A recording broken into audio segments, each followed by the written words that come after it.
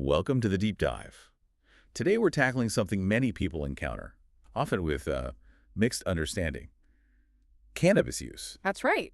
For a long time, the common idea has been, people turn to cannabis to manage stress or anxiety, like a way to A unwind. kind of soothing agent, yeah. Exactly.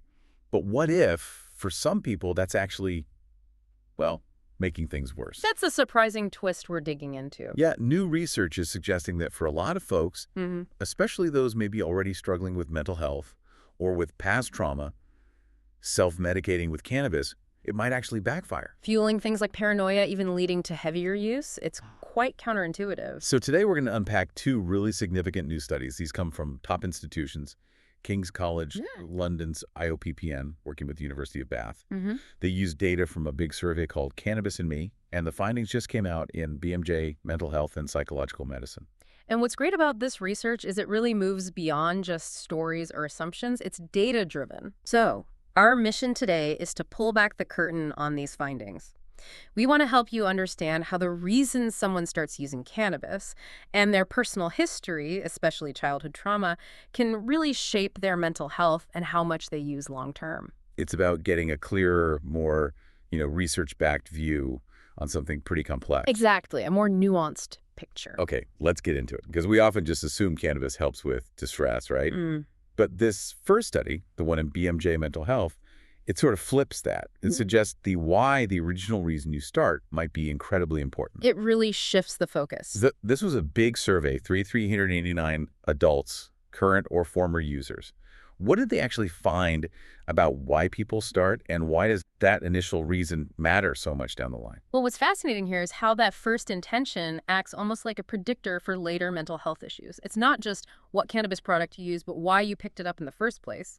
And they found a really clear contrast. People who started using just out of curiosity or for fun or, just socially with friends. Kind of experimenting. Exactly. Those groups reported the lowest levels of paranoia and anxiety later on. Their use was often more recreational, less tied to coping. Right, that sounds like what many people might consider sort of casual use. Yeah. But what about the others, the ones who started for maybe deeper reasons, like trying to cope? Ah, yes. That's where the picture changes significantly. For people who first used cannabis specifically to try and manage something physical pain, anxiety, depression, even some early psychotic symptoms. Self-medicating, essentially. Precisely. They scored much, much higher on measures of paranoia later on. Dr. Eduardo Spinazzola, the lead author, was very clear about this. He said this kind of self-medication can have a negative impact on the levels of paranoia, anxiety, and depression. Wow. And here's a critical point. For most of these groups who started using to cope, their average scores for depression and anxiety were actually above the level where counseling would typically be recommended. So it's not just feeling a bit anxious, it's hitting clinical thresholds. Yes, it points towards a real need for proper support, not just self-treatment with cannabis. That's such a paradox, isn't it? The very thing they hoped would help might be making the underlying issue worse.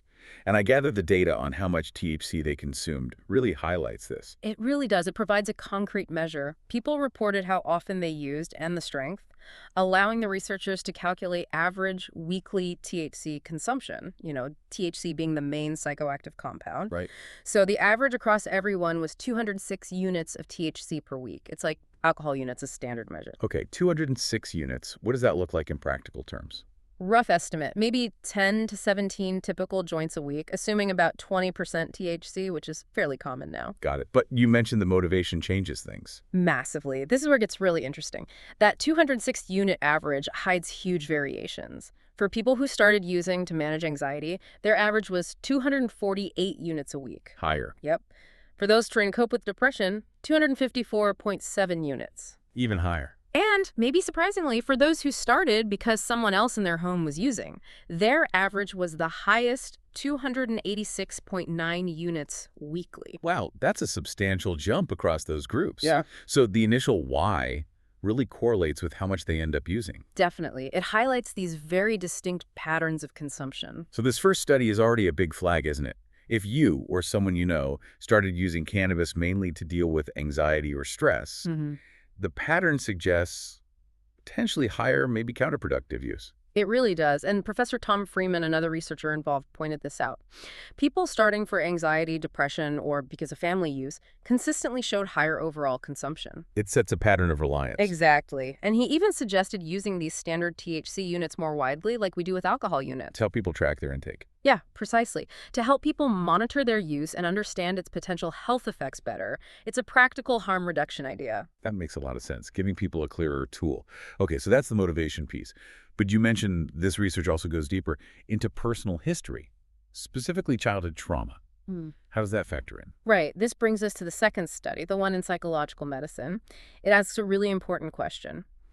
How do those early life experiences, especially traumatic ones, interact with cannabis use later on? How does it shape vulnerability? Using the same big survey data. Yes, the same Cannabis and Me data set. It really allows them to connect these different threads, trauma, cannabis use, mental health outcomes. And how common was trauma among the people surveyed? It was disturbingly common. Just over half, 52%, reported experiencing some kind of childhood trauma. More than half. Yeah. And the analysis found a direct link. People who experienced trauma as kids had higher average levels of paranoia compared to those who didn't. Even without considering cannabis use. Yes, trauma itself was a predictor, and physical and emotional abuse seemed to be the strongest predictors for that paranoia. Okay, so trauma increases paranoia risk. Does it also link to cannabis consumption? Do people with trauma use more? They did, yes. The researchers found a clear relationship there, too. People who reported childhood sexual abuse had significantly higher weekly THC intake. Markedly higher. Markedly higher. And that was followed closely by those who'd experienced emotional and physical abuse. So trauma seems linked to both paranoia and heavier cannabis use. Right, this is where it starts to get really complex. Yeah. How does the cannabis use then interact with the trauma history when it comes to paranoia? Does it just add on, or does it amplify things? That's the critical piece the study uncovered. It's not just additive. The researchers confirmed that the link between childhood trauma and paranoia is actually worsened, exacerbated by cannabis use. Okay. And this is a really crucial nuance for you to grasp, it depends on the type of trauma. So it's not the same effect across the board for any kind of trauma? Exactly. Not all trauma interacts with cannabis in the same way regarding paranoia. They found a really strong link specifically for emotional abuse and also for something they called household discord. Household discord. What does that mean exactly?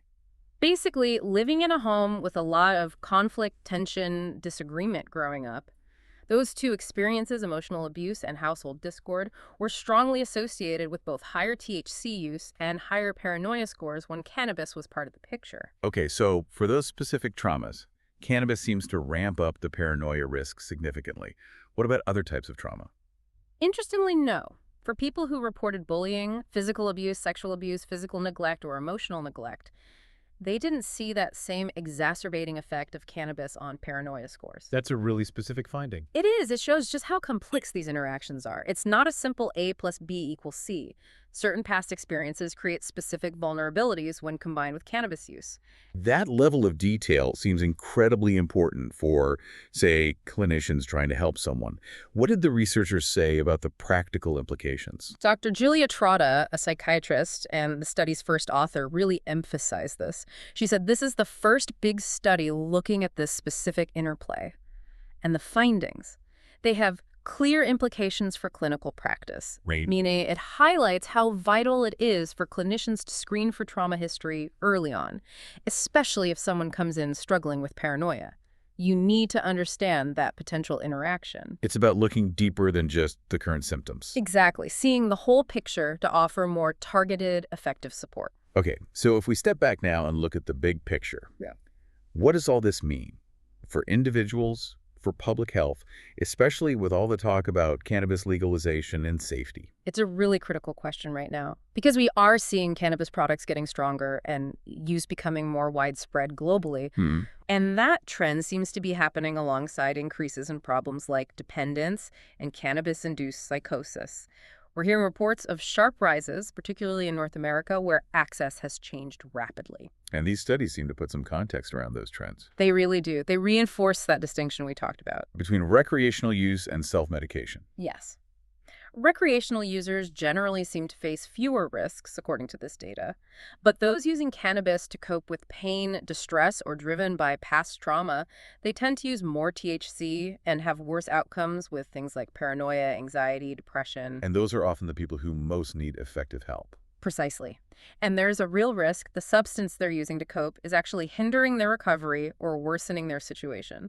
This is the major public health concern. So for policymakers, it's not just a simple legalize or not question. Absolutely not. Professor Marta Di Forti, who was a senior author on both studies, really stressed this.